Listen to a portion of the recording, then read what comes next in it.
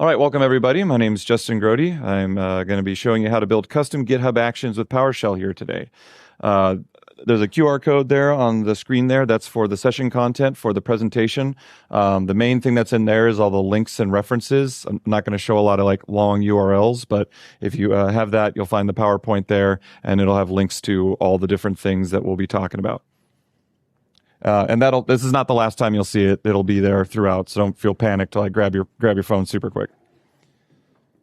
This is a follow-along session, so what that means is that we're going to be going through how to build these GitHub Actions, and you'll be able to follow along and do them yourselves. All you're going to need for this is a GitHub account, and so if you have a GitHub account, great. Everything we're going to be doing is completely free, and you'll be able to use GitHub Actions. We're doing things with public repositories, so there will be no charges whatsoever for what we're doing today. Thanks again always to the sponsors who help make this happen. They're all great. They support these events every year, and they enable all the great food, all the great venues, and so just massive thanks to them. A special thanks to my company, Ally Digital, for sponsoring my travel to get me across the pond here. We're a multinational MSP. We do lots of IT infrastructure. As you see, we have a big, large portfolio of stuff, and our team, we use PowerShell through and throughout it to enable us to do the things at scale that otherwise we would need hundreds and hundreds of bodies to do. So if you're looking for a good MSP, check us out. So my name is Justin Grote. I'm a data center solutions architect with Ally Digital. I'm a 4 times Microsoft MVP, and fingers crossed for 5 here in about a month. I get the cool little white chip for my little silly trophy that nobody cares about, but I do. I do a lot of stuff in the community. I work on the PowerShell VS Code extension. I wrote the Pester VS Code extension. I have a wide bit of modules from PowerHTML, Module Fast, Secret Management, Posh Nmap, IP Network Press. Go to my GitHub. There's a list.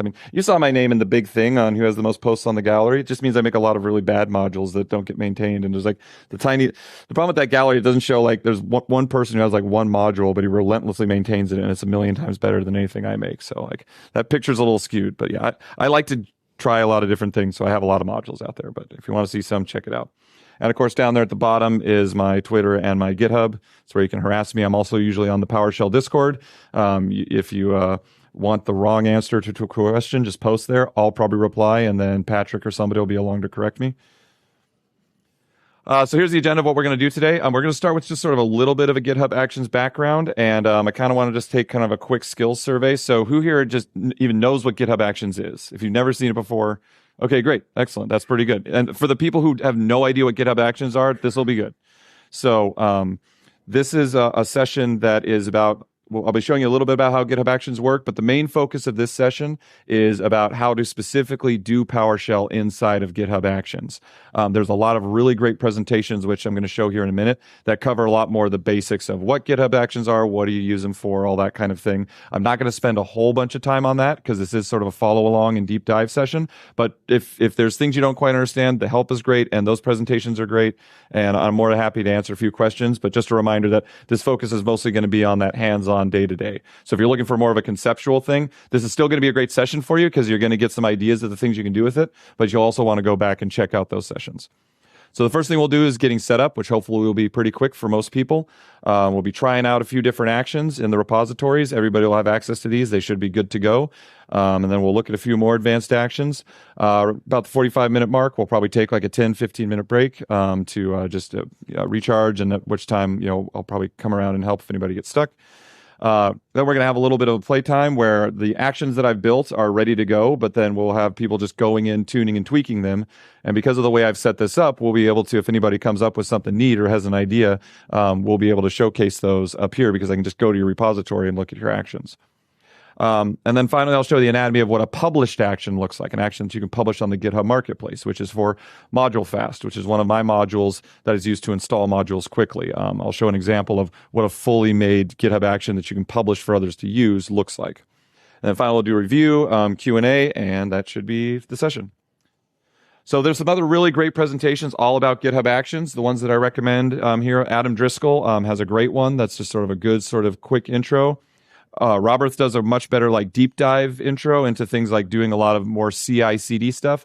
There's a lot of really great presentations about how to like do a lot of like building of PowerShell, building modules, doing Pester. A lot of this actually isn't going to be a lot of that kind of stuff. This is going to be a little more foundational. But those are really good presentations for when you get to the point that you're like, oh, okay, I want to have an internal module, or we have internal scripts, and we want to make sure every time somebody commits a change, we want automatic, tests to be run. And if something's wrong, don't allow the pull request. That kind of stuff. That's a great presentation for that. Again, Chrissy always does wonderful presentations, and she has a great one all about the GitHub Actions, and that's a good one about not just GitHub Actions, but sort of the whole ecosystem and code spaces and all that kind of stuff.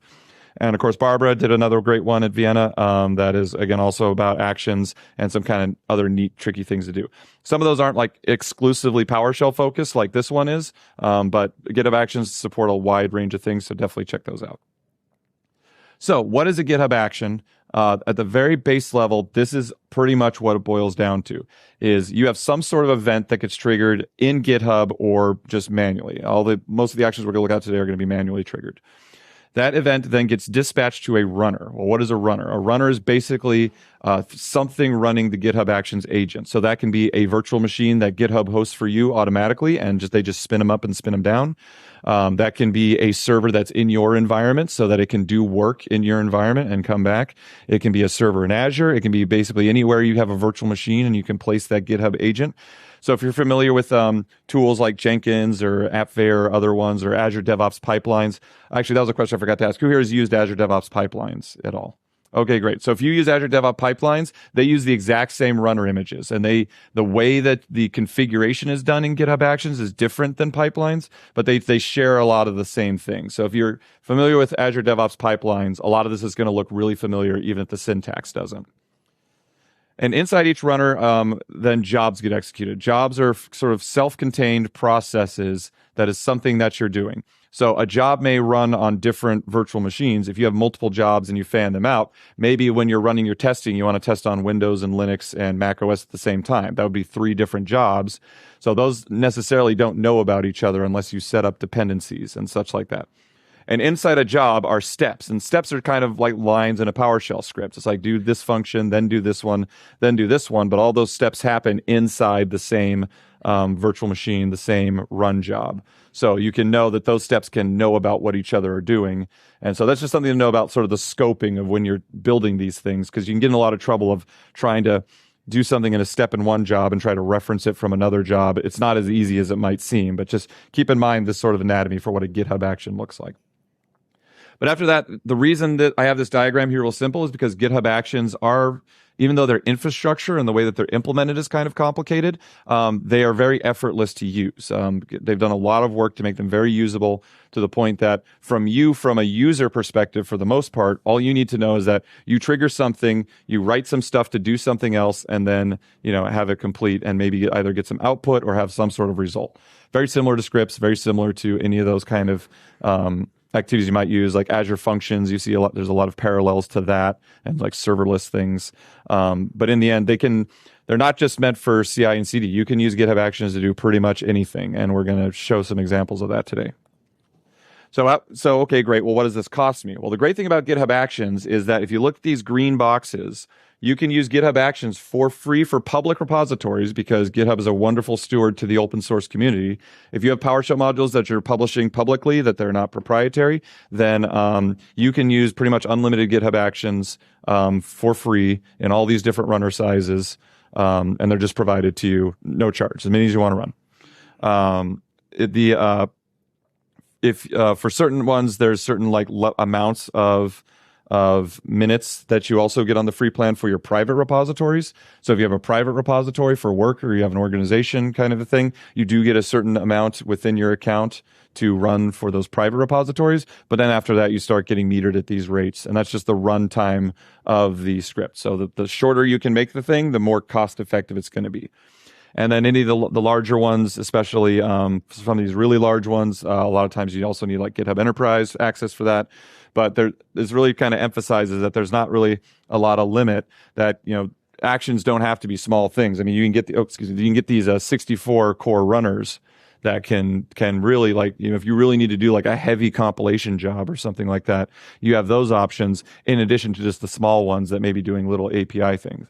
So you're basically given this platform that you can just get a virtual machine dispatched and do some work on it and shut it back down. And that's basically the core of GitHub Actions. So while that's very conducive in GitHub to do things like CI/CD, you can do many different things with them. All right, so we're at the point of follow along. I think my time to demo was pretty good there. What we're going to do today is we're going to go through, and so has everybody got their laptops? The first thing I want you to do is, oh, sorry, I forgot. So today, when we did this last year, we found this worked as a really good system, that if you just had a question as we go through the follow along, raise one hand. If you're totally stuck and you can't get forward, raise both hands. We were very lucky, Manuel and I, not to have any double hands, but don't let that discourage you. I mean, I want a double hand if you get stuck or something's not working, and we may take a break to go check it out, see if I can fix it, and I can come back up here and tell everybody, okay, this was the issue, and here's how we fixed it, so that everybody else can learn. So that's the nice thing about these follow-alongs, and I'm hoping for the second half of the follow-along, there's a lot of stuff that I'm just going to do the way that I do it, and you're going to see all the mistakes that I make along the way, which I do. So here's our setup process. So if you already have a GitHub account, great. If you don't, you can sign up for one. Unfortunately, they're really kind of stringent. I tried to set up a couple demo accounts, and I have a really cute Spock demo account, but it got flagged as spam immediately, and I couldn't get it appealed. So I thought I'm going to be doing stuff under my main account, unfortunately. So if you have a main account, all you have to do is then go to this link, bit.ly/psgha, and that should take you to my repository, and you should see a fork button. So I'm just going to give a minute for everybody to get on that, and then I'll do any double hands if anybody's getting a broken link on that. Also, of course, we're doing this on conference Wi-Fi here, but as far as my testing has been, I've been running a little meter on it. Seems there's been some things about the wireless not being stable. It seems to mostly just be about connecting to the Wi-Fi, but as far as the stability, it seems to have been pretty good in terms of packet loss and whatnot. I've had a continuous monitor on it, so hopefully we won't have too many problems in that regard today. And then the final thing, so we'll first do the fork. So at this point, is anybody having any issues getting to the fork? And okay, great. So I'll just drop back out here real quick just to show what it looks like on mine. So if I go to that link here. So you have here the link, and then, oops, is that the right one? Yeah, that's the right one. Why is this? Oh, it's because I'm logged in as myself. That's why I don't get the fork button. I thought this was mirrored, but it switched on me. There we go. So I'm logged in as myself, so you don't see the fork button, but I should have gotten a link that lets you fork, and so you should be seeing your GitHub account up here instead of my name. And so is anybody not seeing your name here /PowerShell GitHub Actions? Everyone good? All right, great. So the first thing you'll need to do is under this Actions button, you can see here all my actions that are in this, but when you click that Actions button, you should see something that pops up that says, hey, you forked this repo, and we're not just going to run arbitrary actions just as a security thing. We need you to enable them. So if you want to, you can review these before we do that, but if you want to look at the actions that are in here under GitHub Workflows, every single one in here is manually triggered. So this is what this on workflow dispatch is, which we'll talk about. I'm just telling you that if you fork this, of course, you should always review code before you enable actions, just like you should review PowerShell scripts before you run them. But you can see here, if you go through every one of these workflows, they're all manual runs. So if you fork this, no actions are going to just suddenly start and have me steal all your information. All of these you're going to run on your own. And so that's how we have it set up. So once we have the fork done, then under actions, you'll be able to see all the different actions that exist in this repo. So after everybody enabled, again, are there any double hands for people who aren't this far, who aren't able to go to actions and see all the different actions? Double hands? All right, let's take a look. We're going to take a step out and we'll take a look here. Yeah, I cannot see my GitHub account here when I create the fork. Okay, so hit the create fork. If it goes back to my account, you may have a spam flagged account. Yeah, you probably do this. Try to go to code and hit or code spaces. Click create code space. Yeah, you have a spam flagged account. Congratulations. So one thing when notice how that was not obvious at all. I spent hours on that. When I created my account, I would fork it and it would just keep coming back. So here's what the issue is with his account. GitHub has been flagging a lot of accounts as spam or review. The one that I got from mine was that you're only allowed one free account. And I signed up with a plus address on my Gmail so that I would get it easy.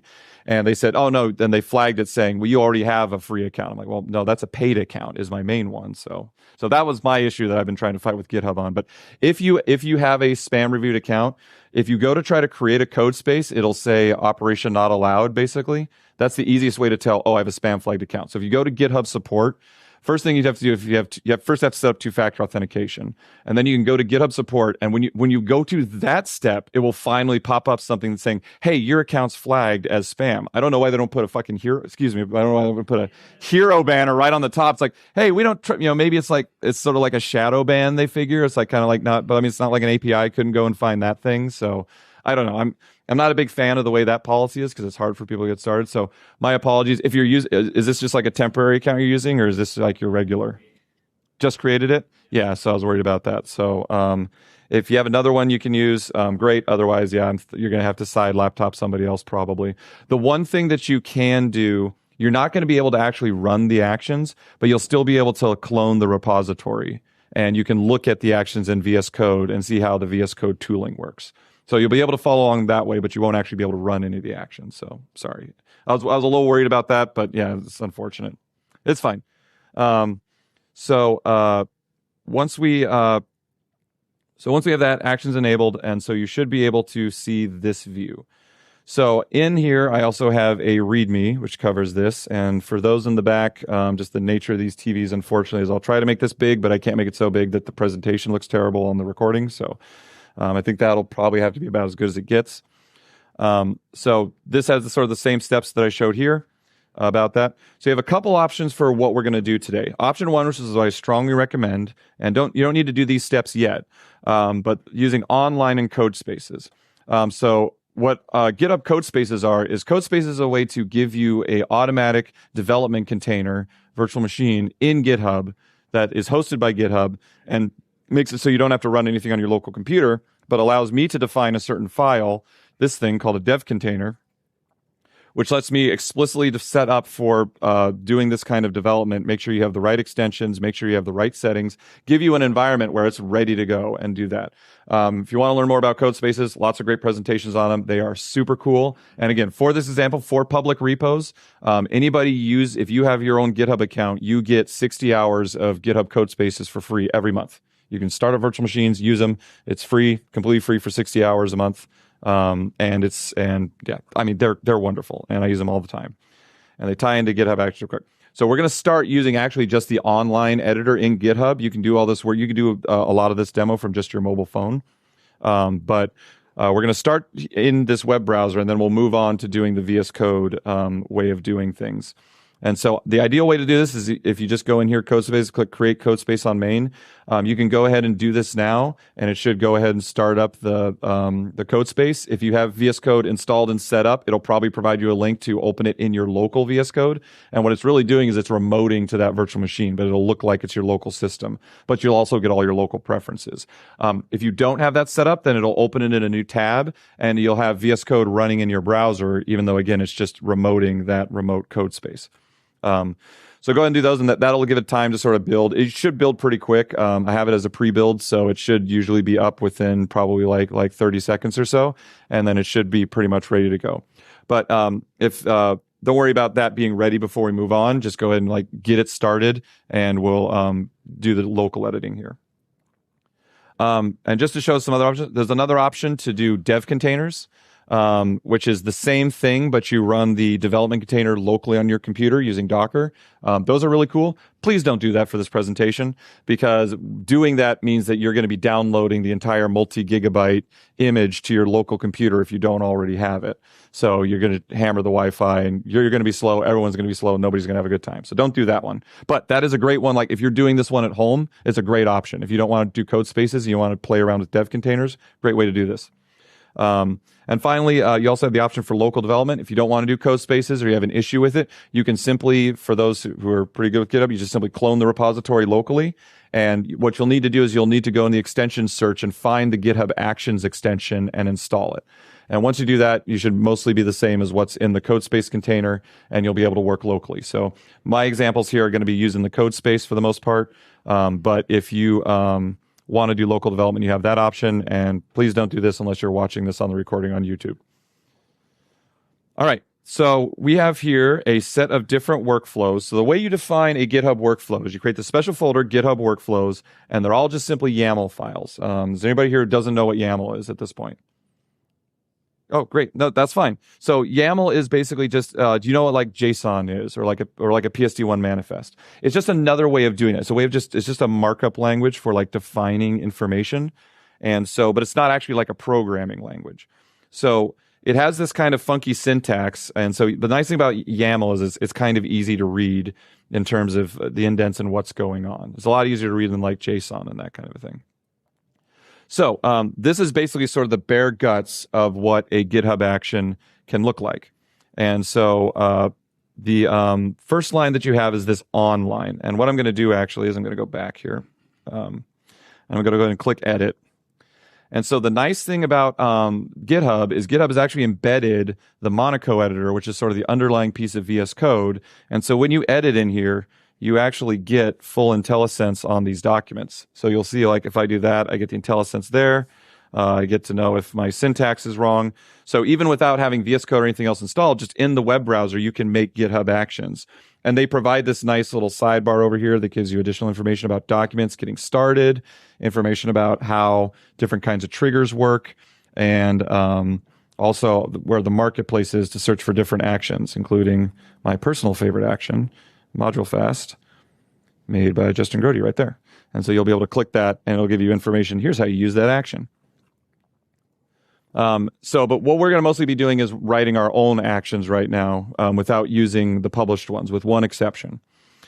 So at the very bare minimum, we have this on here, and on just says how we start the workflow. And so there's a lot of different options here. Workflow dispatch is a fancy way of saying run manually. This will only run when we choose to run the action manually. But there's other ways you can run. You can run on if a repository happens, on when a repository is created. You can run when a release is made. You can run when a pull request comes in. You can run when somebody makes a comment on an issue. You can run whenever there's more issues. You can run, you run whenever somebody pushes something to the system. You can run whenever it makes a comment. You can run whenever something gets labeled.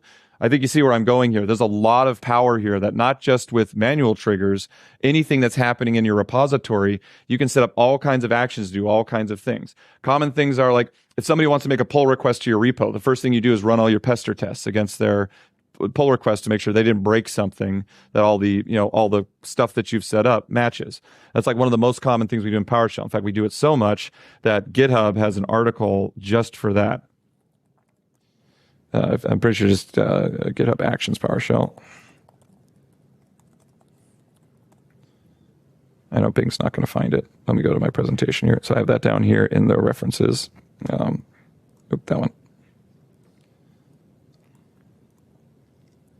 Come on.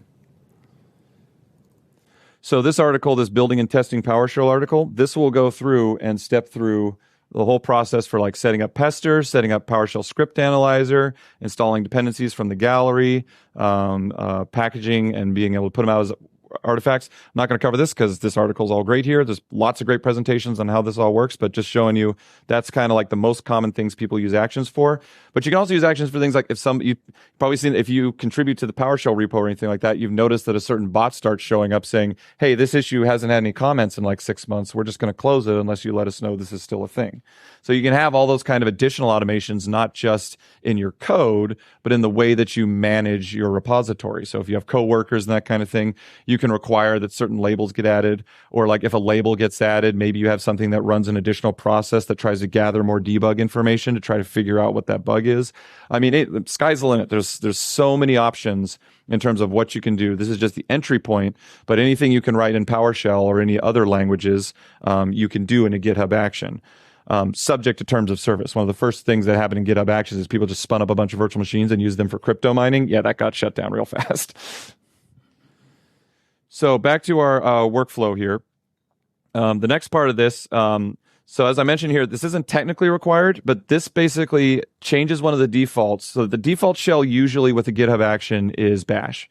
And the default runner is usually on Linux. So we still like the Linux runner, especially for PowerShell 7, because it's fast, it's light, it's really good. You need to be a little more careful about your case sensitivity if you're doing it. Just keep that in mind, just like anything you're running on Linux. But for the most part, this is where it's at to be doing GitHub Actions. They're fast, they're lean. If you want to do Windows, you can, and there's good reasons to do that. You can still have access to Windows PowerShell if you really need it. And of course, there's the ability to run with your on-premise runners. But for the most part, this just makes it so that anytime you do one of these run statements, and I think control space works here. Does it? No. Okay, that only works in the VS Code. If you get to this, anytime you see a run statement like this, which means run a script, then it's just going to assume that you want PowerShell and not Bash. So it's a really nice default to set up here. You can specify this on like a per step basis, where you can specify shell if you want one to particularly be PowerShell versus a different one. But this way basically just makes it so PowerShell is the default, and then you can override it to Bash if you need to run a Bash script or something else as a shell. So basically we have that. I have that job, as I talked about, that outer part. And then the inside, this part is just, this is where you name the job, because you can define multiple different jobs, and those jobs will run in parallel if you have them defined that way. You say where it runs. This is always required. And again, if I do a control space here, should be able to, no, it doesn't autocomplete that either.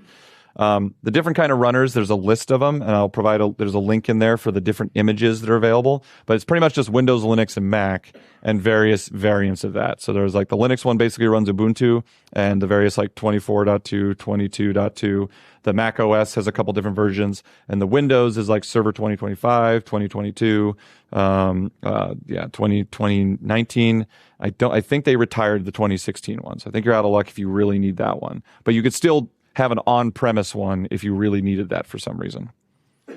And so then you do a run. So in YAML, a really handy trick is you can put the script right on the line, but if you do this little vertical line like this, the same pipe character as in PowerShell, then it just basically makes anything that comes after that pipe character until the next statement as if it's like a big script block. So if you've ever used like the triple backticks in like Discord or GitHub or that kind of thing, it's kind of like that. So it's nice that you can just write your script in the way that you know it. So we have a very simple script here that just says $date equals get date. And then we were going to write the output, hey, congratulations, it worked at this time. And then take that result that we had and throw a couple emojis in there for fun just to show that emojis will come through just fine. So now that we have that, you should be able to go to Actions. I'm going to discard my changes because I don't care. Go to this first one here. And you'll notice the name is kind of cryptic versus the other ones. We'll explain why here in a minute. But that basically gets you the basics. And so you'll have this button over here that says Run Workflow. This only shows up if you have this workflow dispatch trigger. But this is your easy way to just simply run a thing. So you should be able to hit Run. And then it should, here in a minute, refresh. You can click over here. You can pin certain workflows if you need. But then you should see a little orange dot here. So is there anybody that didn't get a new run or is stuck at this point? Yeah. Yeah, it might have to refresh. Sometimes it helps to just click on it to refresh, and then you'll see it. But yeah, you should see like now or so. It should have taken, and it should have run successfully. I didn't test any of this, so if it works, I'm very happy. So once you do that, you should be able to click and go into the run flow, and then you can click on the individual job and then see the steps that occurred. So just like we showed in there, there's the setup stage, which is always the same, and this will have a little bit of extra information that you have, which we'll talk about here in a bit. And then here's the actual script being run. And if we expand this, there's the script definition, there's the shell that was used to run it, and there's the output of our script. So you can see that it ran it, took the current date, and then showed that there. And then finally, the complete job. This usually just shows some additional cleanup stuff. So if you go here on the settings, you can go to view raw logs and see kind of like the real raw version of what this looks like. This is important to know because we're going to come back to, you see some of these things like this group and end group stuff that made the cool little like drop downs. We're going to come back to that. But that's a basic GitHub action. And so since you have forked my action, if you want to click that edit button, you want to change get date, you want to change it to run any script you want, you can do that. save it. You have to commit it back to the repository, and then run the action again, and you'll see it different. So when we get to playtime, if you're very new to these, you can just go in here and just change this script and just try changing get date to something else, or change the text, or change the emojis, or whatever. And when you go to run and execute the action, you should get the updated version, or you'll get an error if you had syntax problems. All right, so let's go on to the next example. And so at this point, we're actually going to go ahead and transition back to that code space so we can look at a lot of the cool features that VS Code brings on top of that editor. So that editor is really nice. That built-in web editor, it's got IntelliSense, it's got your ability to do that. You got that nice reference to items. But the problem is like when we do that sort of code block like that, you're still right. You don't really get like IntelliSense or syntax validation for your PowerShell, and that's what you really want. So we move on to PowerShell in the code space. So I have my VS Code here, and it's running inside the code space. And mine's going to look a little different than what you're probably used to with VS Code. I meant to reset my profile, and I forgot. Sorry. But I just moved my Explorer over here on the right. And then, man, I should really just switch this over. See, I'm probably going to totally break it if I switch to my... Let's try it. It's going to get really mad at me, maybe. Oh, might get away with it. Okay, so this is probably more like what you're used to, what you're looking at right now. And so under the GitHub workflows, there's that basic one which we saw before. And if you have the extension installed under here, you should have that GitHub Actions extension. You should be able to first see this little box with a little arrow down there. Is there anybody who does not have this GitHub Actions box right here? Awesome, great. So if you click that, you should see a list of your workflows. And this is always a fun thing you can do in VS Code if you didn't know it. You have both the left sidebar, but you also now have a secondary bar. This was added about last year. And you can take anything over here and move it over there. So I like to take this Workflows tab and bring it over here. So I have a nice little place to look at my workflows and run them without having to go back and forth between my documents. So you don't have to do that. You can drag this anywhere you want, just like you can with anything. But I like having it in this little sidebar, and this will make it easier for you to see as I go back and forth. So this has a lot of the same functionality as what you saw on the website. You have the ability to just simply like run an action. Just click run. You'll get this thing that'll ask you what branch you want to run it on. For now, just always say enter on that. But you have the option, like if you're testing one, you can run it on a different branch. And so when you do that and you hit the refresh, now you can see all that same information that was in the web page, but it's right there in VS Code for you so that you don't have to keep going back and forth. And you have the ability to pin a workflow. And by pinning a workflow, you'll see it down here, and you'll sort of see a real-time update, and it'll kind of check the API until it's done. And there's some configurable timeouts for this stuff. The thing being, though, is that all this stuff hits the GitHub API. So if you do it too much, you can end up getting rate limited. So just be a little careful about that. But otherwise, you can see sort of the running of these scripts and how they're doing. The problem is, unfortunately, the way this pin works is it drops something in your settings, and I don't like that. It does it by dropping it in your settings. That messes up my demo, so I'm going to go ahead and take that pin back off. And delete this settings. So you can see here a couple times that I ran that, and you can see that most recent time I ran it. You can see the job, you can see all the detail. And if you want to see it on the web, then you just click that little globe, and you're back here on the web. And I'll blow this up a bit, sorry. If you also want to see that log, you can click this View Job Logs, and without, again, having to go to the website, you can see that same raw log that we had before right there on the website. Right here inside VS Code. So I like this because it does a lot of the shift left stuff that we do. Okay, we're stuck. Yeah, just a tiny little thing. You clicked on the workflow top right. Yeah. And you ran it. Yes. And whenever I try and do it, I get an error message saying that I cannot create workflow dispatch. Resource not accessible by integration. So when you clicked fork, did you check that it was your name at the top? Okay. And then when you went to actions, did you click actions and make sure to enable the actions? Yeah, I ran the action before. From within the code spaces, running the play button. Okay. So on the top right. So I ran the action before, and I see the result for like my first one, and I'm trying to run it now from within code spaces, and that won't work. It's not going. Okay. Did you sign when you went to actions? It should have asked you to sign into GitHub. Okay. The same. Darn it. Okay. So what we'll probably have to do is, for at least that part of the integration, we'll probably have to go. It still works here in the actions on this page, yeah. So I'm not. It may have something to do with the way that the forking. So the issue currently is that if you're at this step, when it works just fine in the web browser, but when you try to click run over, is there anybody here where the run actually works and it's good? Ish. Okay. So there's probably a goof that I have in the code spaces, but for now, basically when we run these, we'll just have to go back to the browser to test it. So good to know. Another option you could try is you could try cloning it locally, and maybe there's something about the code space that doesn't work. But if you clone it locally, it may work. So that's something to try too. Maybe, yeah. Again, I didn't get a chance to. I was able to test it with code spaces under my account, but because I wasn't able to get a secondary account because they kept getting flagged as spam, I wasn't able to really test it as like a brand new. So there may be something I'm missing there. If I figure out what it is, this recording will get a little inserts like, hey, so here's how you do that step. So we'll just, but it won't be too necessary for these because you'll still be able to run them from the website. Okay, so well, in that case, then I will go ahead and hide this back a little bit more, and we'll go back and forth to the website for the demo. So I'm just going to take my GitHub Actions, move them back over here. Okay, so we're going to go to example number 2. And so again, if you have the extension installed, you should be able to be getting IntelliSense here. And the nicer thing about the extension is that when you hover over properties, you'll get IntelliSense that'll give you information as well as link you to the documentation for that keyword. And the documentation for GitHub Actions is very good in my opinion. So that's very nice, just to be able to hover over any of these parts. And also for the different types of ways you can run workflows, you can go to each one and see what that specific one means. So if I do workflow dispatch, so you can get more information about what a workflow dispatch is. So there's a lot of really good IntelliSense built into this.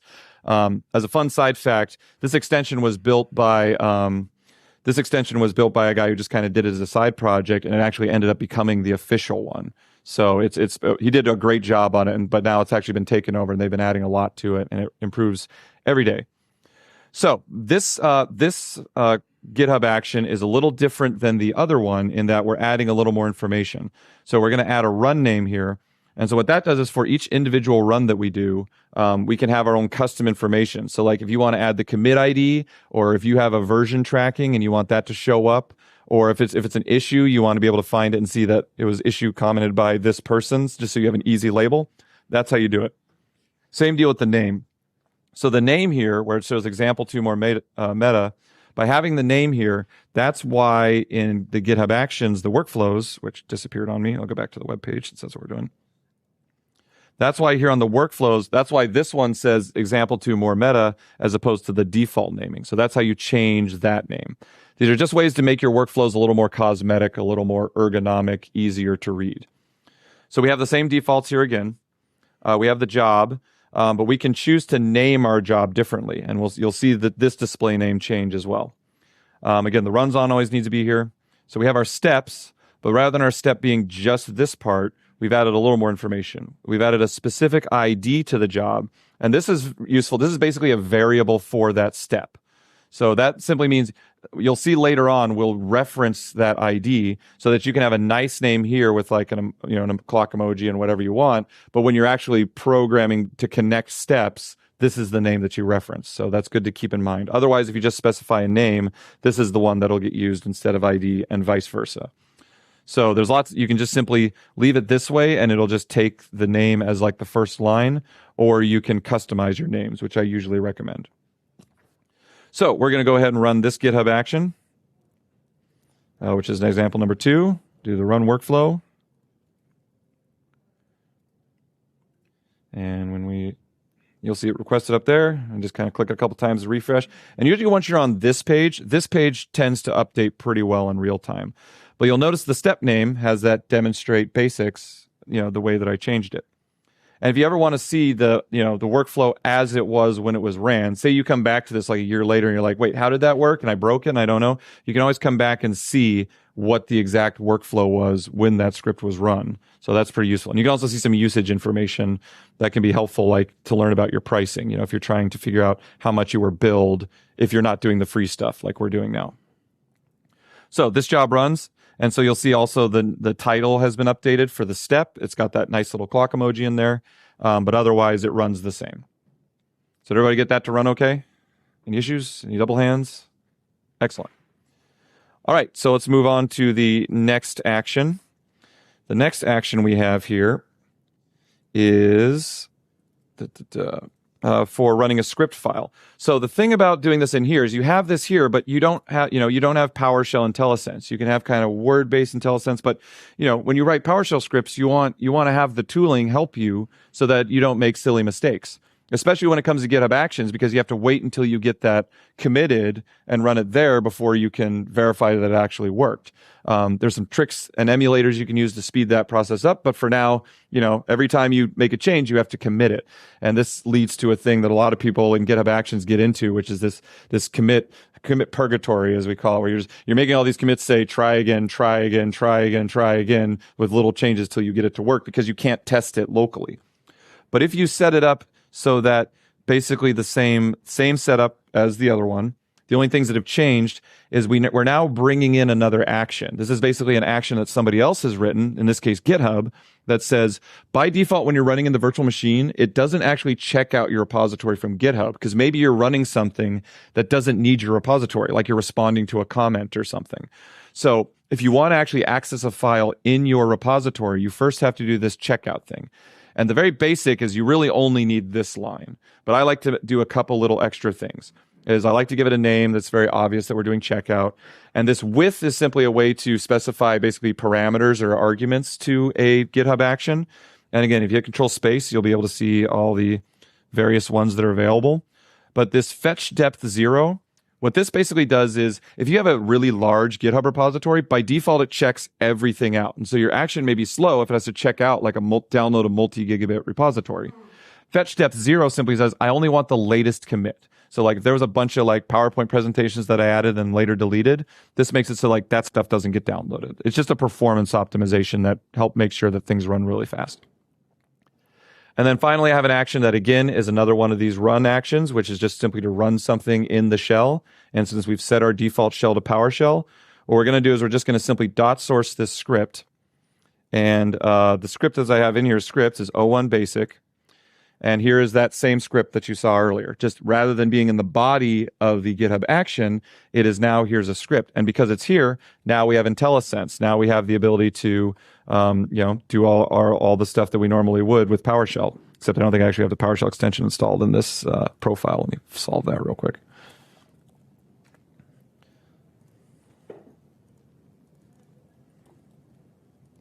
Let me get in. And you're probably seeing some rainbow things. I think when I switched my profile, it messed up my code space with all the extra stuff. So we'll get those installed here real quick. I'm going to be the guy to hammer the Wi-Fi, but it's doing pretty good. I got my little metric down here. It's handling pretty good. So yeah, you've probably been seeing these little rainbow things here. That's caused by a VS Code extension. You haven't seen that, called Indent Rainbow. It's part of the PowerShell extension pack. Love it. If you're doing things in YAML, because YAML is white space sensitive like Python, where the indents matter, then it's very, very useful for GitHub Actions because it kind of helps you keep track of where you are and what's going on. Highly recommend it, and that's why I have it here to show you. So we have this. Wrong script. So this will go, and it just simply runs the script. And so, but we just have the script file here. Now that I got my PowerShell extension available, I have all my PowerShell IntelliSense and all that good stuff. So this is nice. So this is usually the way that I recommend to write GitHub Actions with PowerShell, is just simply reference a script and then put the body of it in there. And even better, if you can, make that script so it doesn't do GitHub specific stuff, like do all that formatting, like, separate your presentation from your actual logic, just like you would with the website. And that way it makes it more testable. Like if you have a function that has to go out and get information, have the function just return that as output and then do the rest of the formatting in the action. That way you can pester test that particular function and test that it works and have that as part of your test for your action. So it's really, you can just treat them just like they are any other PowerShell scripts. And so we get down here to our runner info.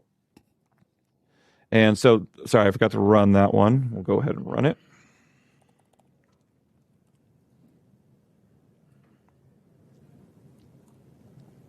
I got to get back to my repository so I can just...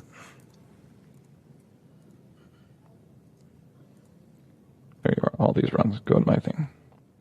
Actions, example 3. I'm just going to go to my baked example because I've shown that these haven't changed. So when you go to your job, you get all the same information, but you see the same script ran, only this time instead of being the raw code, it shows that it ran that individual script. So that's a great way to get set up so that you can run scripts in GitHub Actions, but have them author them in VS Code and get all your PowerShell IntelliSense and have all that. And it's really, really nice. So then we'll go to the fourth example, and then we'll probably cut for break. So this fourth example, this git runner info, this is to show you that this is just a virtual machine that it's running. It's nothing special. It's nothing magic. It's basically a virtual machine. It's basically a spun up virtual machine in Azure or whatever. It used to be a separate thing. I'm pretty sure all of these are now in Azure. But it's one that they spin up for you automatically on the back end. They keep them warmed up, and so you get a full virtual machine. It's not just a container. In fact, you can run containers on top of this thing if you want to get really complicated, if you have reasons you want to do that. So this one, again, same deal. Only this time I'm running a script. I made it a multi-line script. I could have put this again in a PowerShell file. I'm just doing it in here just because it's a little more intuitive to read.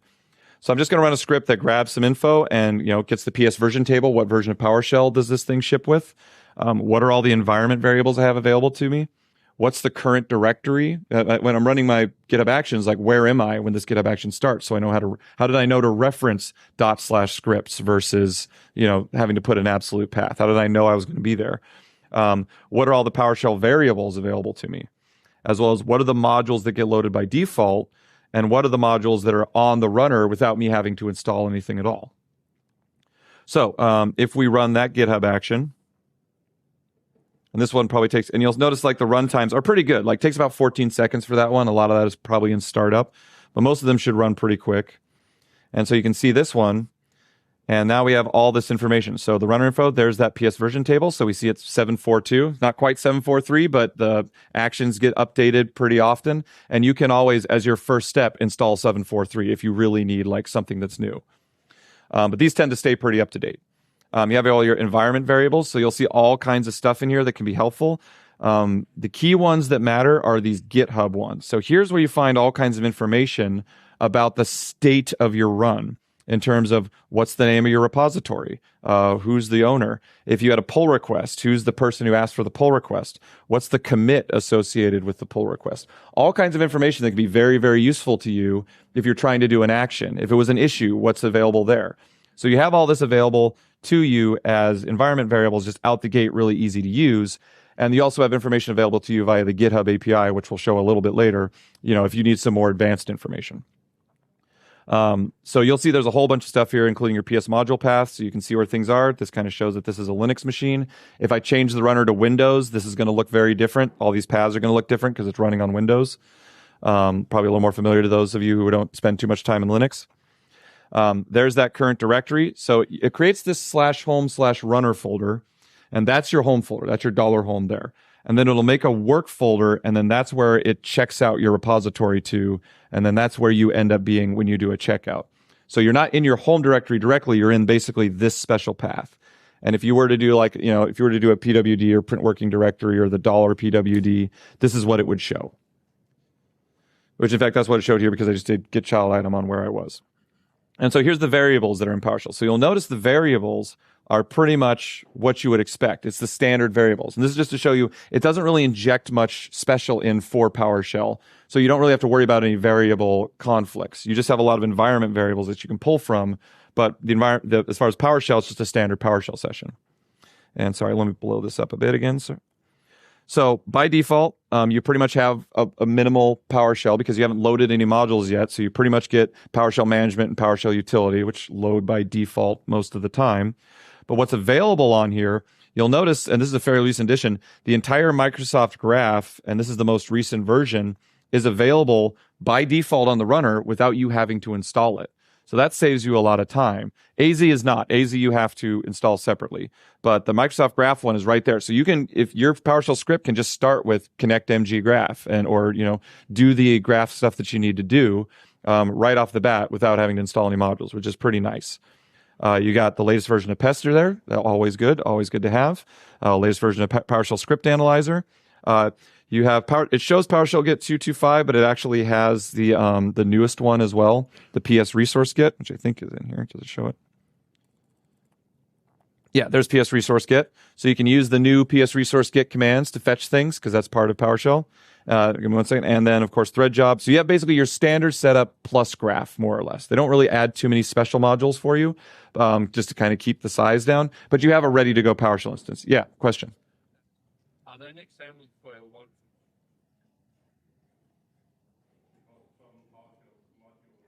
Yeah.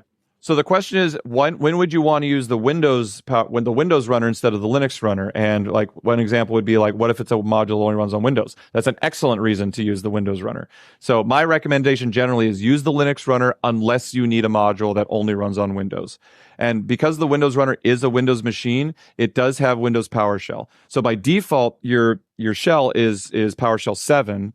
But you can choose to run things with PowerShell.exe if you want as part of your GitHub action.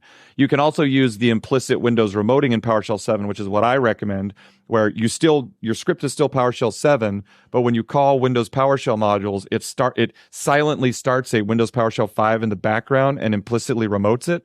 So you don't actually, like, to the user, it actually doesn't even look like the module just starts working again, even though you're in PowerShell 7.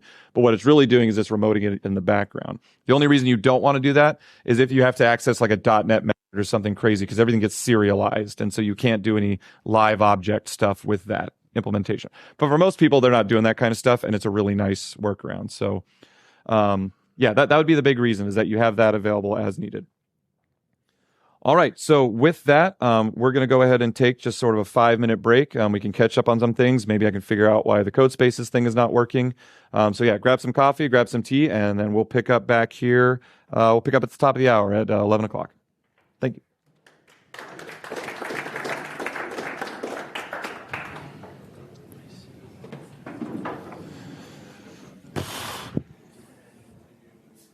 Because it kicked my ass recently. Yeah. The owner and the variable is the organization.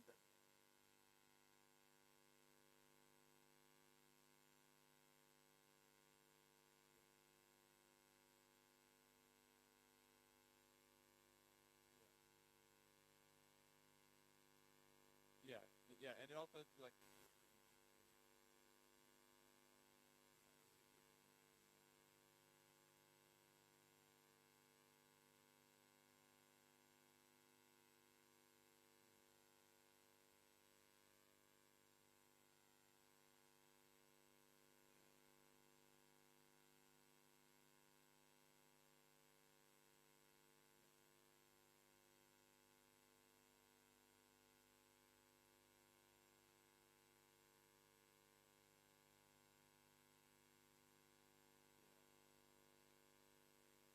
Okay, yeah, well, it does take me to something I wanted to get to that because I want the reason I was showing that I cut off the word. I was trying to show that.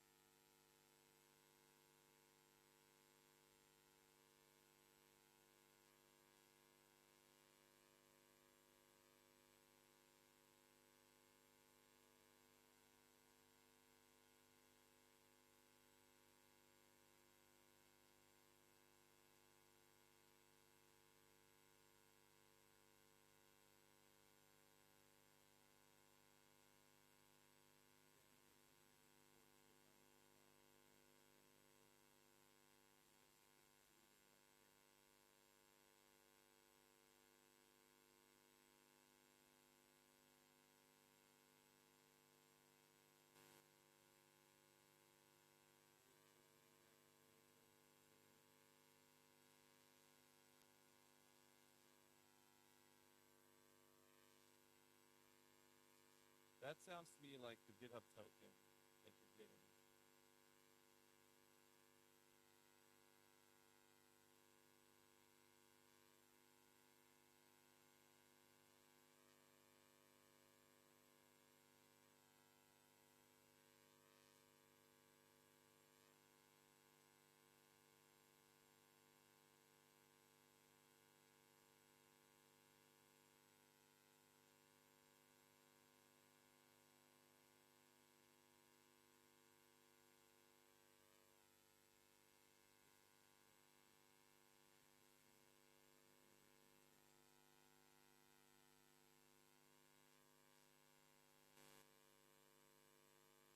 What it sounds like is happening that we log into GitHub Actions, the token that GitHub Actions has. So we get that the VS Code extension, so VS Code extension logging, it gets that API token.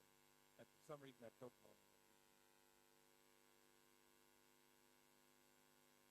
So what you can try this. Well, let me try.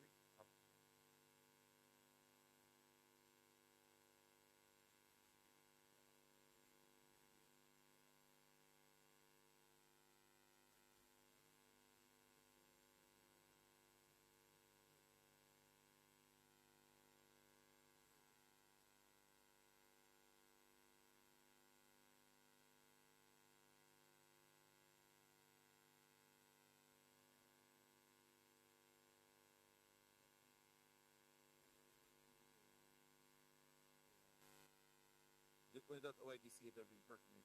It's got a refresh code, but it doesn't catch it. It's got a club catch it. It's got you dig it.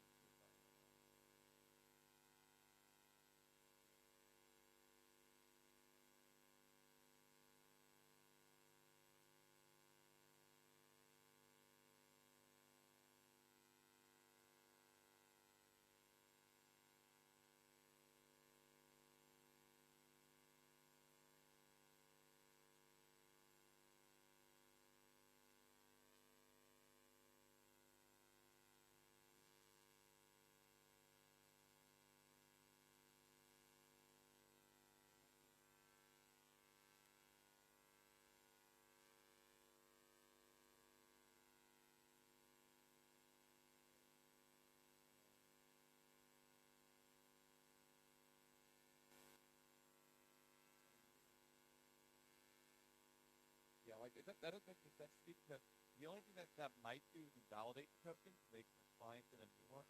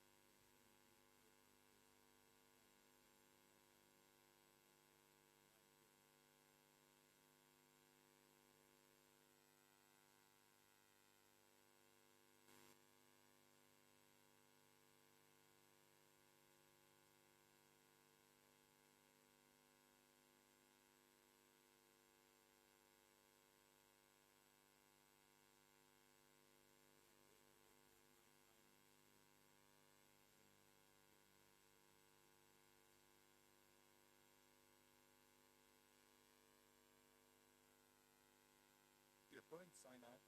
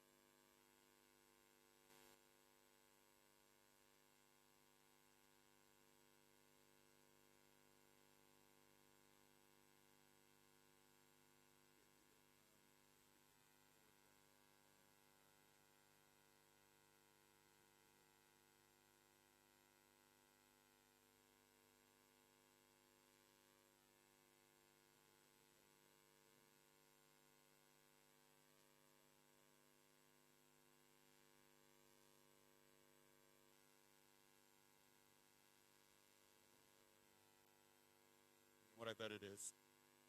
Log in code spaces. If it's using a concept.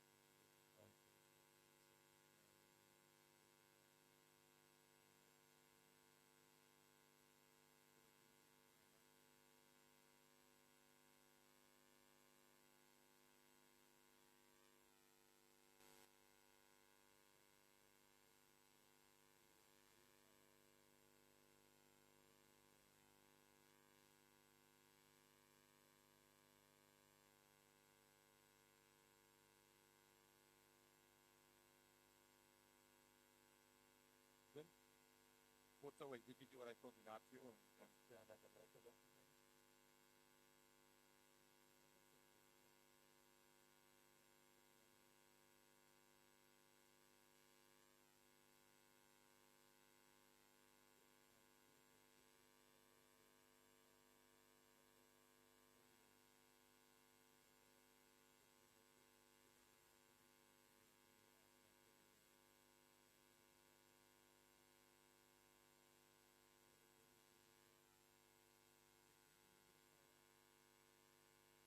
So like that's what I expected to see. Like this says Chris, which in fact you didn't go.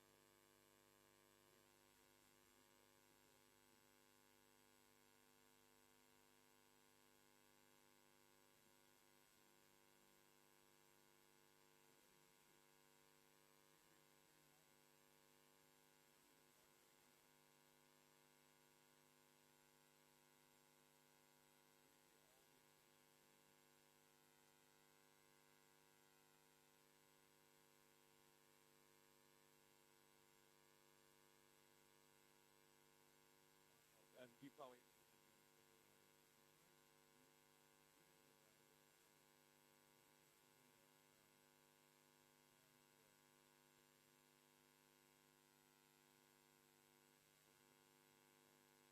What I think it is, I think it's because you're in the browser. The thing about the tokens that work, it's because you're having used the code spaces remote. Yeah, that's why it is. Because I'm doing the same thing. I'm not doing it in the browser. That's almost similar. Okay.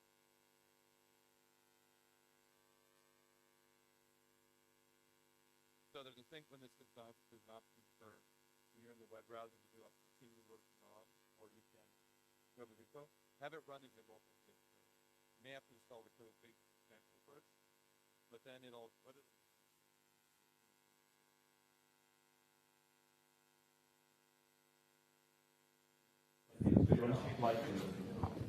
All right, we're going to go ahead and pick up again. I think we figured out what the code spaces issue is. So from what I can tell, everybody is running code spaces like in your web browser right now, as opposed to like on your local VS Code. Does that sound right? Like you're not seeing your local VS Code, you're seeing like, you see the web browser stuff at the top? Yeah. So what we think happens is that when you're in that VS Code, that web-based version of VS Code, there's some limitations that get put on that because it's running in your browser and it's subject to the browser sandbox, even though it's also remoting out to code spaces. I think it has something to do with the way that it pulls and stores your sign-in information. So the way we're going to get around this, hopefully, and if this doesn't work, then just continue to do it in the browser. But basically, when you go to your repo, and you may have to install an additional extension. Where do you go? PowerShell GitHub Actions. When you go here for code, you should be able to see your code space, and there should be an option here for open in Visual Studio Code. Is there anybody who doesn't see that? Don't see that? Okay. What you may have, are you on Mac or Windows? Okay. So what you may have to do is in VS Code, there's you have to install an extension for code spaces. Let me zoom this out a bit. In your local VS Code, this is my local VS Code, you'll see this GitHub Code Spaces.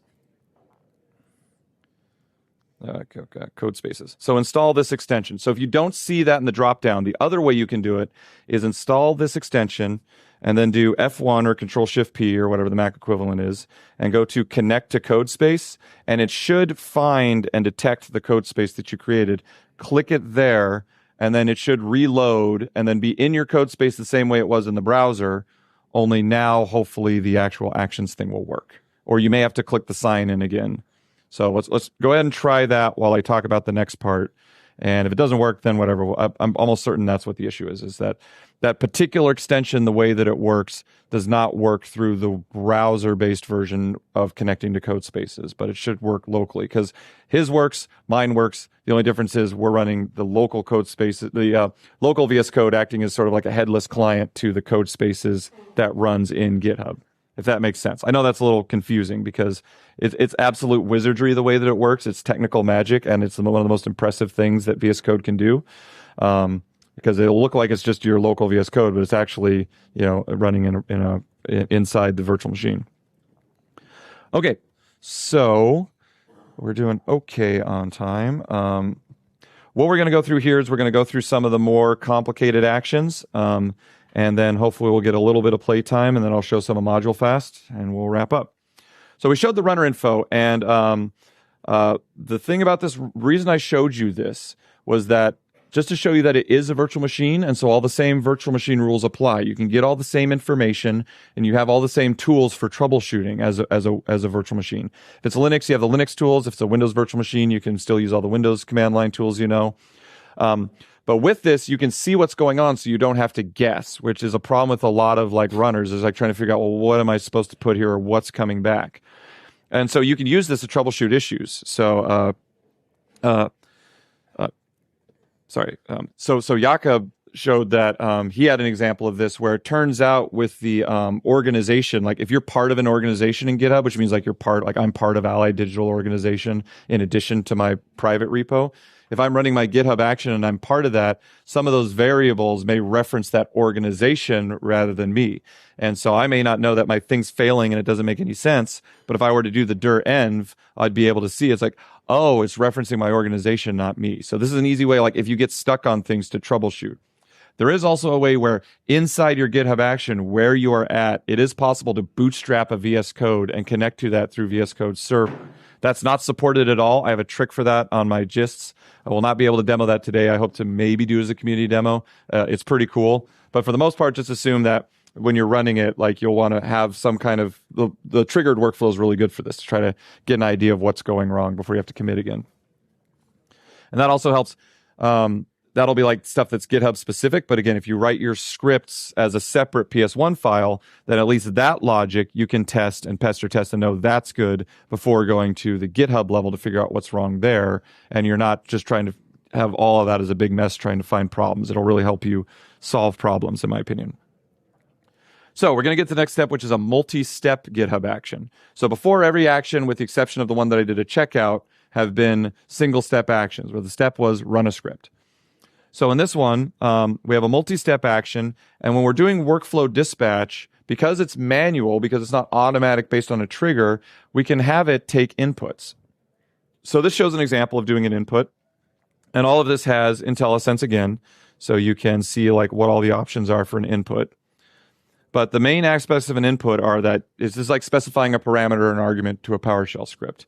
You can specify what the description is, whether it's mandatory or not, and if it's not mandatory, what should the default value be? So again, we have this little block, which I love. And then, so here's our job, still runs, only this time we have two steps. So the first time we have a step that sets the color. And GitHub Actions has this special interpolation syntax. What that simply means is it's a substitution syntax. And so if you do the dollar and two braces like this, then you can reference certain things about it. Some of this information is already in the environment variables, but this is also some special objects that have a lot of additional information. One of those things that they have are the inputs. And again, this is what's great about using the VS Code. If you hover it, you get a link right to, if you hover GitHub, it'll give you a link right to, you can see more information about that GitHub context. So there's GitHub as one of the contexts. You can also simply do this works as a shortcut to just do inputs.color if you don't want to have the full context, but this is all auto-completable too, so you can find what all these different contexts are. But what this basically does is whatever somebody puts in for color is what the output will be here.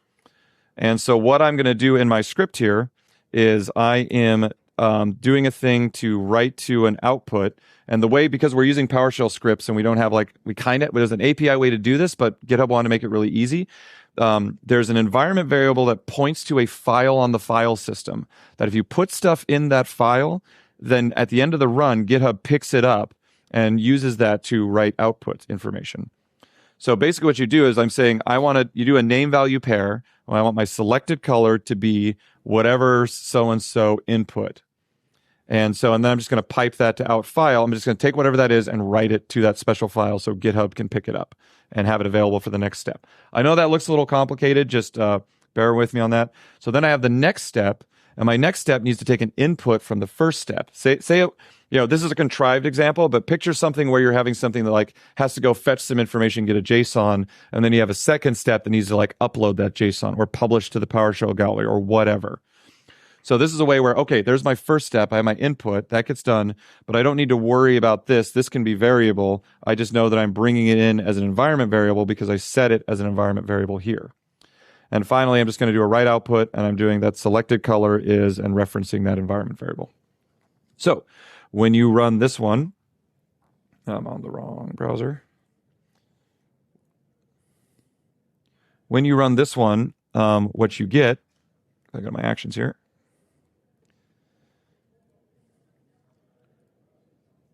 And actually I'm just going to go ahead and we'll actually run this one. So we will run workflow, and you'll notice there's that input parameter that I mentioned. So I'm going to pick yellow. When you run this, you can pick any color that, this one we're not actually using the color, it's just being output. So it can be any word, you can say flag, and it'll just say the thing is flag. So we run that. There's my thing running, and we can go here and we can see it kind of in real time do its thing. And so there's my output. And so you'll see there's the setup of the job, and you'll see that the input came in. It is figuring out that color was yellow. And so you can see where that interpolation substituted that weird github.inputs.whatever. And in my script, ultimately just ended up being what was in there. So that's what the interpolation is. It just does a substitution based on that information. And then this one took that environment variable, and you see the environment variable had this, and it gives you this little bit of extra information about what the current environment looks like. This is very helpful for troubleshooting. And then you can see that my final output is what I wanted. Any questions on that? Anybody stuck on that? Yeah. Are there like different flavors to the interpolation?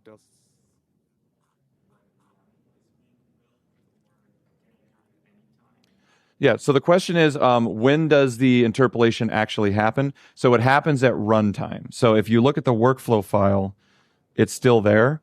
So when you do the workflow dispatch, it sees this input. And actually, the best way you can find this is if you rerun the job. If you go here for rerun job and you check this enable debug logging, it'll show you step by step it actually doing the interpolation. So you'll see it happen. So it always happens at runtime. Like once you do that, so for any other kind of interpolation, that's usually like where the multi-step comes in, where you could have a step that goes and gets information and then passes it as input to another one. But as far as like from the YAML perspective, the interpolation happens in between, right before the job starts, and it gets the information from the beginning.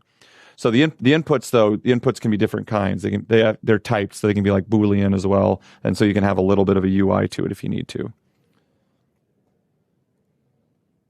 And so if you see here, you'll see it evaluates. There it is evaluating the string, finding the thing, and inputting it. So this debug will give you a lot of additional information about what's going on the internals and helps you figure out if something is going weird specific to the way that you wrote your job. So just keep that one in mind. It also will set a special environment variable. So what I do is that whenever I run something as debug, I have it set my verbose and debug preferences in PowerShell to continue, so that now when my script runs, I also see all the verbose output from my script. Whereas day to day, I don't need to see that. I only run that like if I have a problem. So that's a nice little handy trick too. And I'll show that with the module fast. Okay, so we have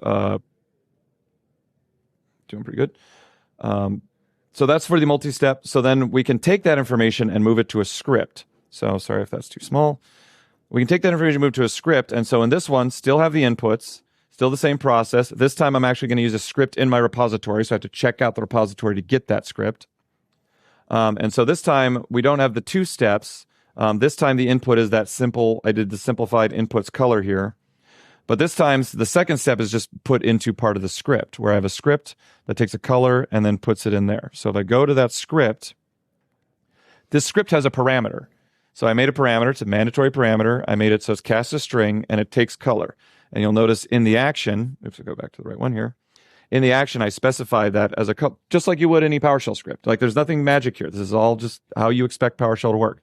This is just like running it at the command line. This is just like typing it into Windows Terminal, or Linux Terminal.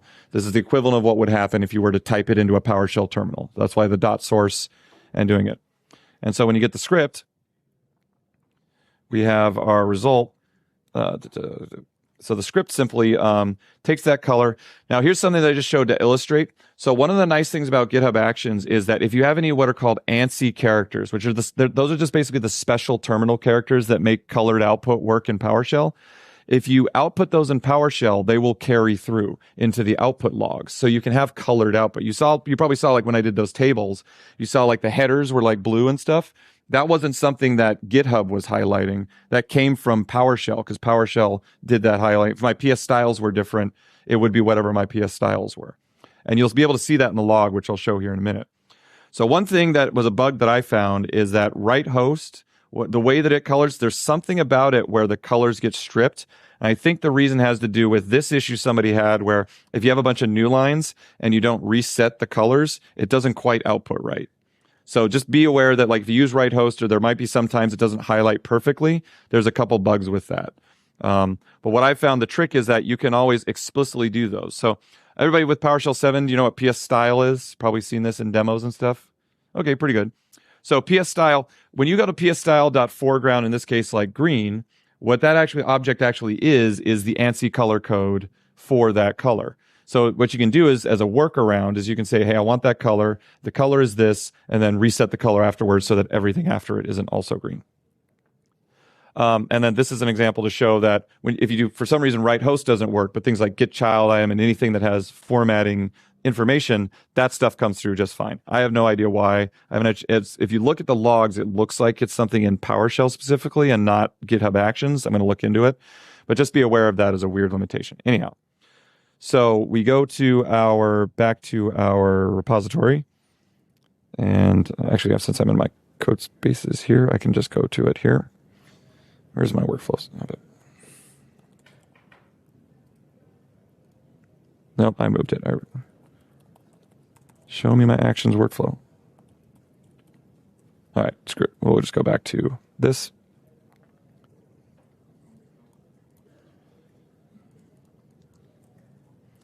And so if we go back to the actions here,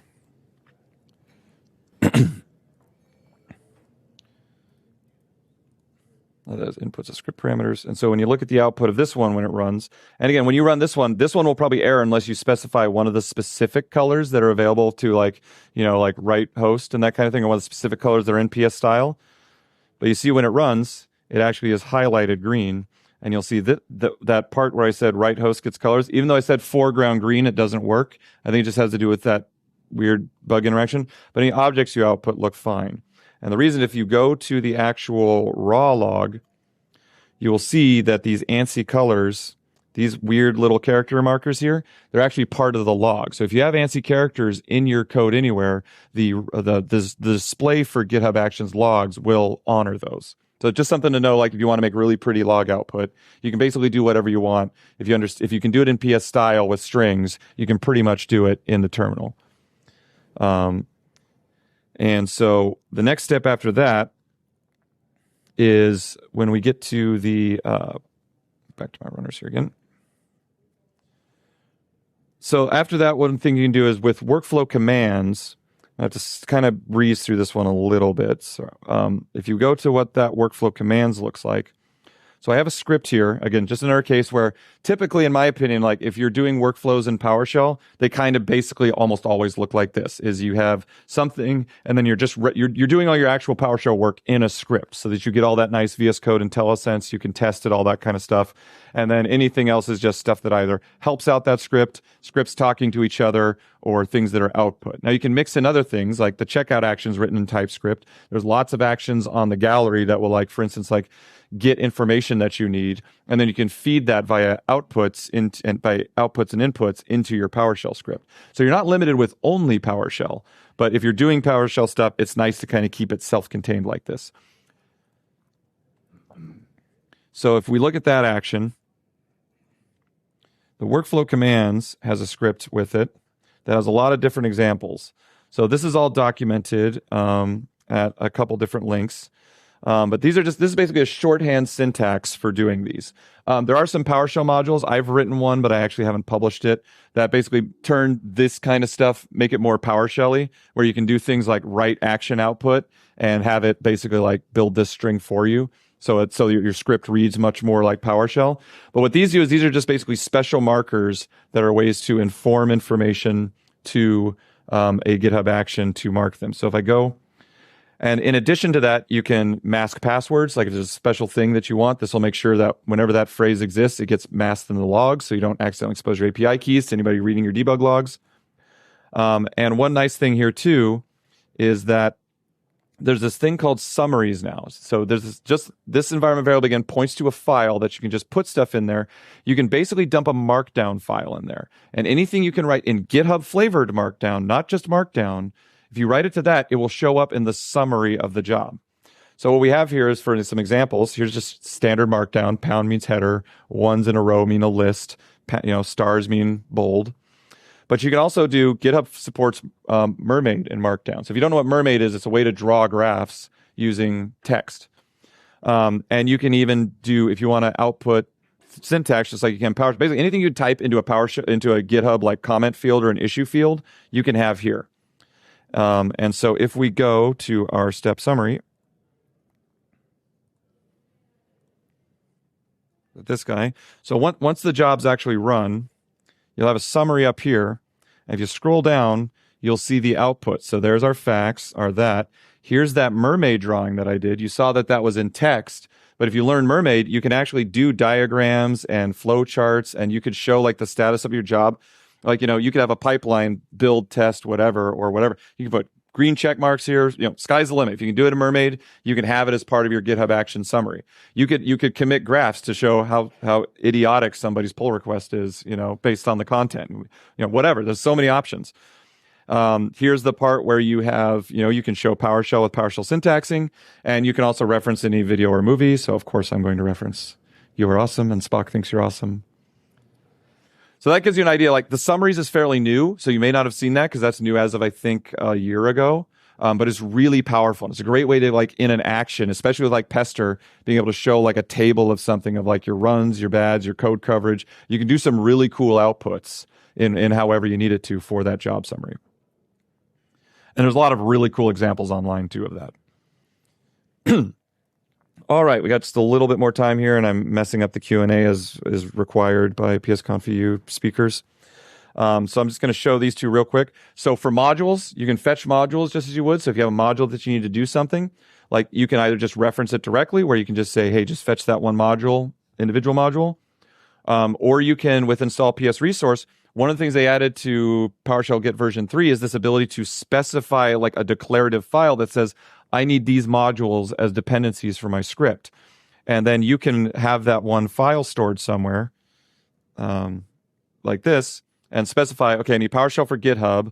I need a range where like I want version 0.17, but I don't want the curly bracket here says basically I want everything from 0.17 to 0.17.9.999. Like don't do any major jumps so that it doesn't break my script. And as we know, with things like the XZ injection and stuff like that, it's a good idea sometimes if you have something that's running all the time without your attending, you should probably pin your dependencies, both so it's stable, you don't get to a new version that suddenly broke something and now you're trying to figure out why, and also so that if you're trusting a third party and they happen to be compromised, when that person pushes a new update that has a virus in it or malware in it, you're not going to use that because you're like, no, I'm only using this very specific range. So now what you set this range to depends on how much you trust that person. If you trust them to not do breaking changes and little tiny dots, then you can do that. If you really don't trust that version, only pin the very specific version that you are using, and then you are basically immune to those kind of source attacks unless the repository you're pulling from allows somebody to overwrite those. But the common ones like PowerShell Gallery, once you publish a module for a version, it's there forever. There's no way to change that version. So you're safe, relying on that version. So if you run that, you get kind of the same deal. And that's just an example to show how to install a module. And just for the final thing is just sort of a more real world example is that this final example here shows for the GitHub API, we're doing our checkout here. So this is a key thing. The default token that you get, and also the reason kind of why the code spaces thing didn't work with actions, because it uses this same API infrastructure. The default token you get is basically read-only. So if there's things that you want to do that actually have to change things, you have to specify this permissions thing. And it'll tell you, there's autocomplete here for all the different kinds of permissions that you can request for packages, etc. But you'll want to basically add write permissions for certain actions to be able to do things. And so this is a great default. So by default security, somebody can't pull request an action to you. And if you see that permissions thing there, maybe you want to look a little more closely at what they're doing. But by default, like it helps you to not accidentally create a GitHub action that wipes out all your issues. You have to have explicitly told it, yes, I want this action to be able to change issues. So again, we have a job here. This job just runs. We do the checkout and we're running a script. And in this case, the GitHub token comes available as a secret. And secrets are not available as environment variables. So you have to explicitly specify them, and then it'll get done using that interpolation stuff. But you have to, that's just a key thing. If you have anything that's a secret, whether it's a secret that you've specified or a secret that comes from GitHub by default, like the GitHub token, you have to explicitly put it into your action. You can't reference it from the script. Which this is good practice anyways, because now your script's generalized, whether it's running in GitHub Actions, whether you're running it locally, your script is set up to take a token as an argument, and depending on where it's going to run, you can reuse that script in multiple places. So you look at the script here, and again, title, body, token, you can run that. And so you should be able to, in all of your repositories, if you run this workflow, go ahead and run it there. And so once it shows up again, if I got mine running, I'm going to create two now. So what that's going to do is just using the simple REST API, do a job, let it run, should hit the API, hit OK. And if I go to my issues, I've got a new issue. So in all your repositories, you should now have a new issue that you created entirely through GitHub Actions. So that just shows an example. Like that's one thing you can do. And then you can take that further. You can have that triggered based on a commit, create an issue if a pester test finds a failure, automatically create an issue that gets assigned to you so you have a way to track it. There's so many limitless possibilities. There's the marketplace that you can look at for actions, one of which I'll show, of course, is ModuleFast. If you don't want to use PS Resource Git, I've specifically built ModuleFast for this purpose, which is to install modules as fast as possible in these kind of environments. And so the ModuleFast GitHub action is an easy way to do that. If you go to it, you'll see this view on Marketplace. So you can use ModuleFast, and it can be as simple as simply just putting in, I have all the information here for how it works. You can simply put in like just this part, put in that sort of similar like resource Git has for what modules you require, and this will automatically set up your GitHub action with all the modules that you need. So if you want to see what a really fancy GitHub action looks like, you can look at the code of this, and you'll see here for the script here, there's the action PS1, and this you'll see some more advanced stuff about how you can write a GitHub action, see these things, do some output, and have the final output, which I'm not going to be able to show, but when ModuleFast finishes, in your GitHub summary, it shows you a table of the modules that were installed, as well as like what was upgraded. And all of that's done using that job summary stuff I showed. So that is our presentation here. I'm glad the follow-along seems to have gone pretty well, other than the little code spaces snag. So again, you have a fork of this now. So what I encourage you to do that we didn't get time to do here is just go in and play around. Change red to green. Change green to table, and watch it crash. And so you have all these workflows that you can play with that don't affect, that are just in your repository. And now you have sort of a starting place to kind of play around. This should hopefully give you the foundation to build GitHub Actions in pure PowerShell, not have to learn TypeScript, not have to learn any of that kind of stuff, and have some more power for your organization to do whatever you're doing in GitHub or otherwise. You now have this runner framework that you can use for pretty much anything. And so I wish you luck. Thank you very much.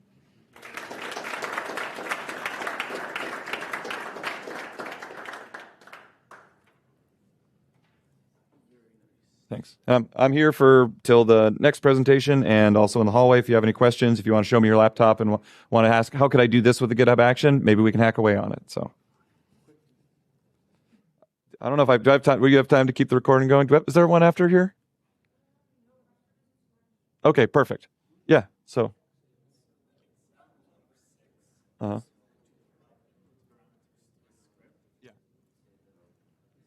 if the parameter is a Boolean, is there any problem binding it either to a switch or to a Boolean variable? Because in Azure DevOps, I think you have to do it as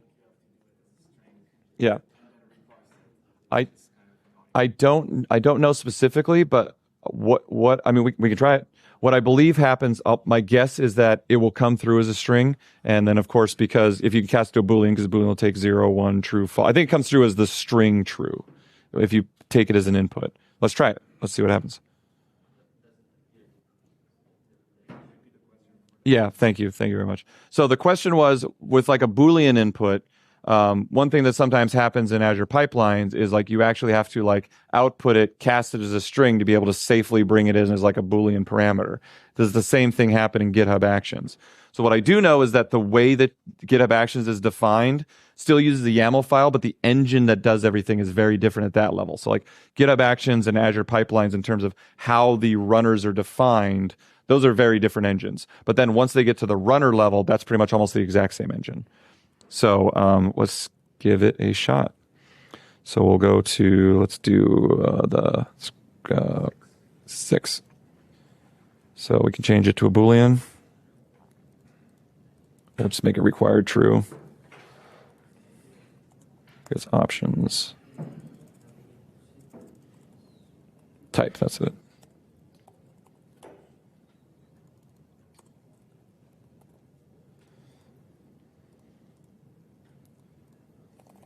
This is my cheat. Let me show you this.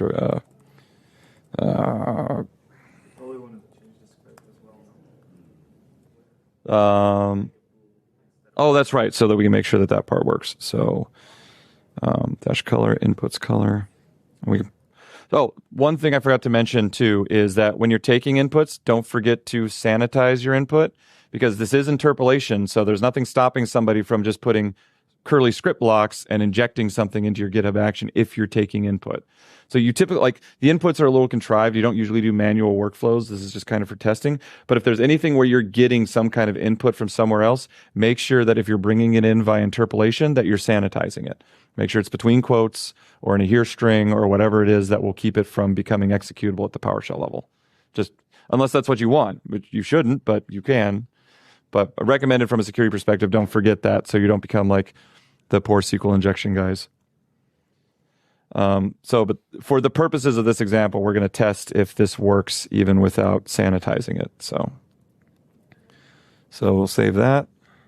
And the script, we will make it a Boolean. Do you want a Boolean or a switch? I guess it's got to be Boolean because... Well, the problem with switch is that you would have to do dash, like how so you can do if statements as part of the interpolation. Like you can say if an input, put dash color here, otherwise don't. But that starts making this look really ugly. So I feel like a Boolean's. I mean, we can do it with the colon, obviously, but let's try switch for fun. And this is not going to work, so we're just going to do.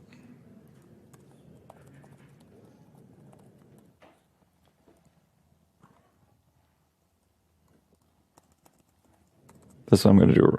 Let's do a regular commit on this one because I gotta. Okay, looks good.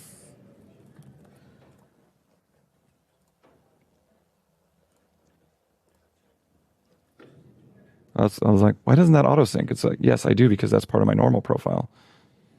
All right, let's go and run that action. That was inputs as script parameters, right?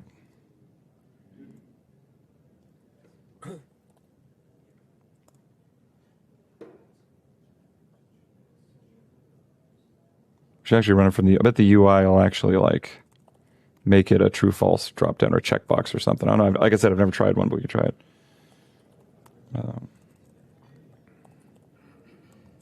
What am I doing? I just go to my repo. I'm having that on stage brain farts. All right. No, it's fine. Let's see. So inputs of script parameters did not work. Let's find out why. So you see, it has it as a checkbox here. So let's try it checked. I wonder why it failed here. Did it not like my input? No, because I didn't do a colon, but it looked like it worked. So let's fix that part, because I knew I'd forget that. What do you mean? Doesn't have dollar. Yeah, that's a good point. So, I mean, so obviously a Boolean will work because it'll the true text will cast, won't it? But then false will also cast. That's right. I forgot about that. So That's the whole deal that you have to do. I mean, since you know it's I mean, since it's interpolating, you could put a dollar there. Since you know it's always going to be either true or false, we could try that. It doesn't look great, but it's doable. So you tried it, yeah. So yeah, if you do like that, or wrong issue, wrong one. Yeah, so you do that. That'll probably work.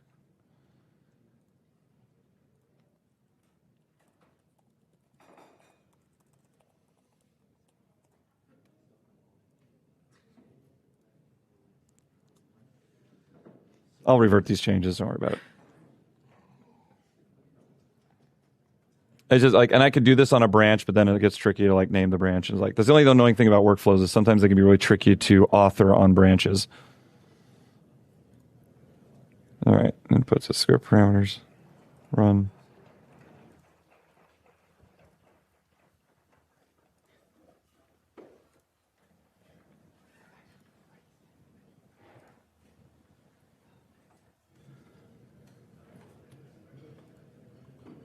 It is true. Nice.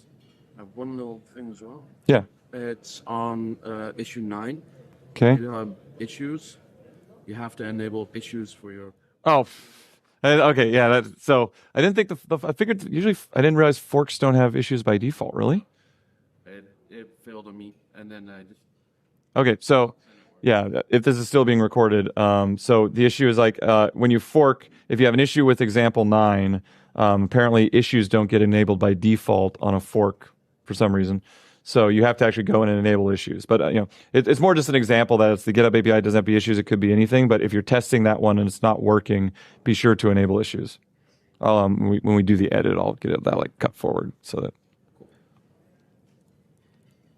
Okay. Let's see. I wonder if I can. I'm still mirroring it. I think the module fast has an example of it running in its tests. Let's see if it's there.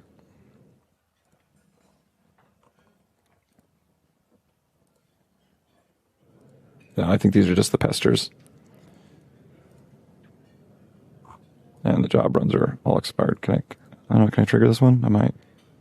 I can trigger this one. Look at me being smart.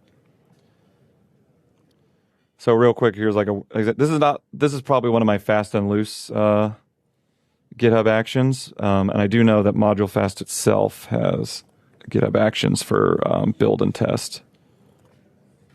If I can type again. So GitHub Actions, when it runs, I have things that like automatically, every time I do a new commit, it drafts a release for me. And then based on my commit messages, it automatically creates release notes so that I can just publish and it's ready to go. And I can add in the information I need. But all of this part is auto-generated, and that's all done with GitHub Actions.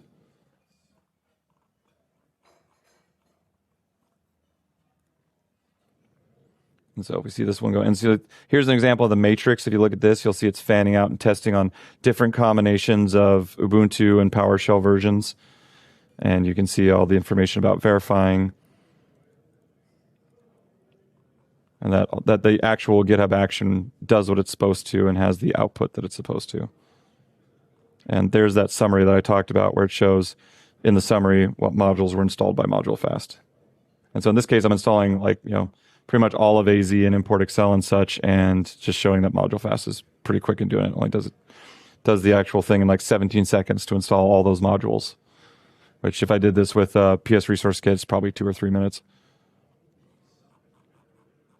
And it's got pretty good logs and all that good stuff. So yeah, GitHub Actions, super great. Highly recommend them.